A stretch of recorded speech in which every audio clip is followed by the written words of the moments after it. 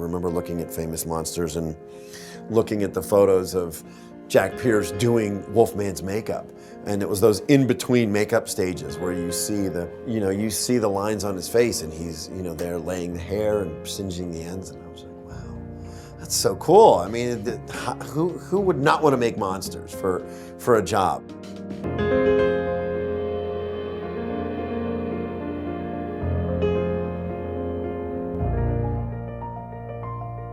I mean, I never really thought that that's what I was going to end up doing.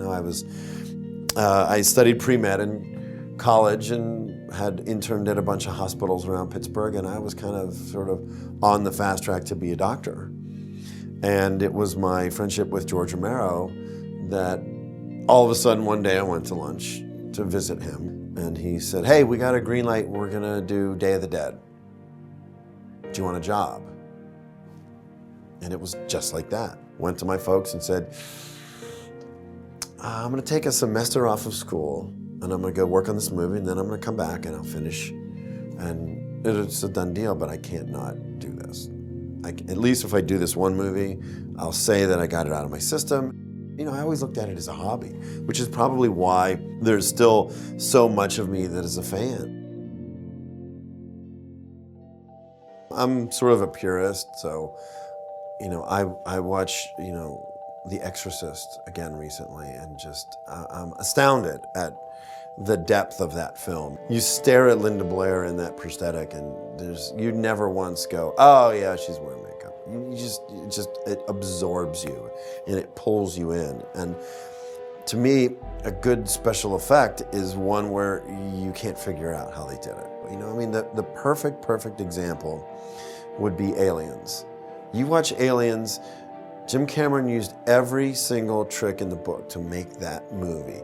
He had quarter-scale miniatures, he had full-size animatronic creatures, he had guys in suits, he had front projection, rear projection, every trick in the book. You feel like you can reach out and touch one of those creatures. It just feels real. There were fantastic, amazing, imaginative movies that were done with just sheer will, ingenuity, and imagination.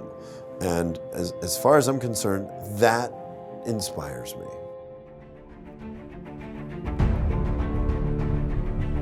When you do special effects makeup, you have to wear a lot of hats. You have to know how to work with actors, you have to know how to set the camera up, you have to know how to choreograph the sequence to optimize the special effect. The process is, to me, one of the most exciting parts about it, because that's when all bets are off, and you really can explore any direction that you want.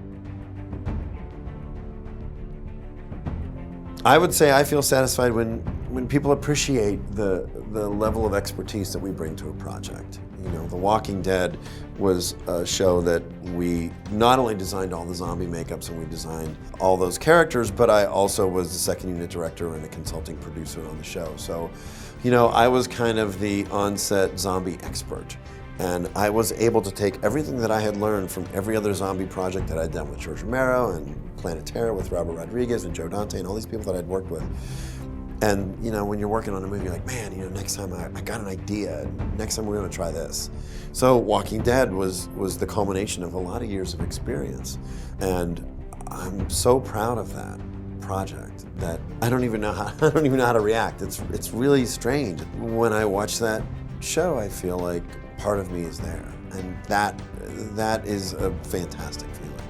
You always have a duty to your audience, because your responsibility is to put something on the screen that challenges them, that they haven't seen before. If you just churn out the same thing over and over again, they're going to get bored. Very much like I would have been bored. I make stuff that I would want to see. I forget sometimes that, I do conventions every once in a while, and I go to shows and I sign autographs and I meet people, and I'll have a little kid come up to my table and he'll say, "Oh, my favorite movie is From Dusk Till Dawn." I'm like, "You're too young to watch From Dusk Till Dawn. How old are you?" And the dad's like, "Sorry." And I say to the kid, I said, I was you. I said, when I was too young to see Dawn of the Dead, I remember meeting Tom Savini, and look where I am now. Look what that did to me. So I always meet people and someone comes up and says, oh, you know, I just loved Sin City, and I just thought that the work that you had done, you know, to me, I take that as the ultimate compliment, because maybe that person will take their inspiration from what we had done and translate that into, maybe they'll become a writer, maybe they'll become a director, maybe they'll, you know, they could be the next wave of filmmakers. So you never know when you meet people.